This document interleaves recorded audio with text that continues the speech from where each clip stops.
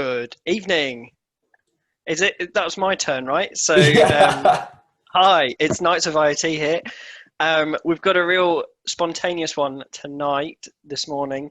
Um, we have come together to talk a little bit about Will's relocation and what that means for his former smart home and what he's in now. So, how's it going, Will? How's the move gone? The move went really well.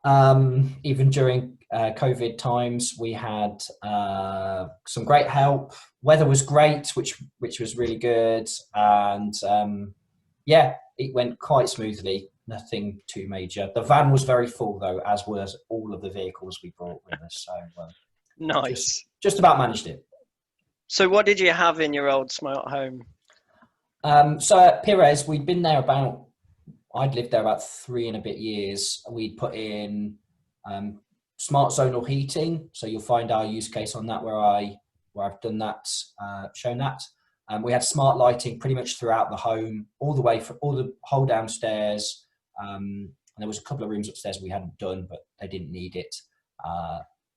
We also had 3 Amazon speaker devices, an original Echo Dot, which was plugged in some speakers in the kitchen. We had a Echo Plus, which was on its own speakers in the lounge, and we had a bedside Echo, not an Echo Show, the generation before that. It's no longer available now. Alarm clock style one. Nice. So, and some cameras, some smart cameras. Cool. So you were pretty much kitted to the boot, and you were, your smart home was humming. So have you lost anything in the transition, or did you manage to take it all with you? No, we left behind the zonal heating because that's plugged into the boiler. So we sort of left that behind, and it wouldn't work in our new home heating configuration. We don't have radiators currently, just ducts for hot air. The lighting was very easy to take down. It took me a couple of hours, mostly just unscrewing bulbs. We brought the plates off the light switches because they're really useful. So yeah, it all came with us very, very quickly and easily, except the heating. Oh, that's good. So not too much cost or money spent lost in the transition. But what are you looking forward to most in fitting into the new home? Well, we were quite keen to get some of it back in. One of the things we really missed was the Amazon devices would alert us to several notifications throughout the day, like reminders to take medication for the animals that we have, those kind of things, shopping list, all that sort of stuff we used to just do verbally, and we would just say, add this to the shopping list. It would remind us of those things. That was all gone. So we had to readjust back to manual routines for that. It was quite a jump. Yeah, on that one, have you found yourself going, "Hey G" or "Madam A, turn on the something," and it didn't happen for you? We didn't quite get that badly until we'd got those set up. We were not as ingrained as all of that, but the end of night routines is a great one as well. You know, turning off lights before you would have just gone, oh, I've Yeah. left that light on, click, done. As opposed to I've got to get out of bed and switch that, which is not a problem. But Are you sure? I mean, turning on switches, that's so old school now. I think the thing with this house that we moved into, mostly they put the old halogen energy saving type bulbs in, and it was so dark in lots of the spaces. Since putting in the LED lights back in, it's brightened the rooms no end. It's so much brighter, and it's really not. It makes it much nicer, much warmer. Nice. That's really good. We like warm rooms, especially when you've got dodgy old heating that you want to replace. Yeah. Um, good stuff. So in the so what happens next? So has everything transitioned in nicely, or are where are you going next? We managed to put some of the stuff in pretty much straight away. Some of the light fittings went straight in, but there's a real art to deciding how much you do and then how much extra equipment you want to buy, because it's quite that the Philips Hue bulbs are expensive, even though standard white bulbs are quite expensive. And sometimes you don't have all the right fittings.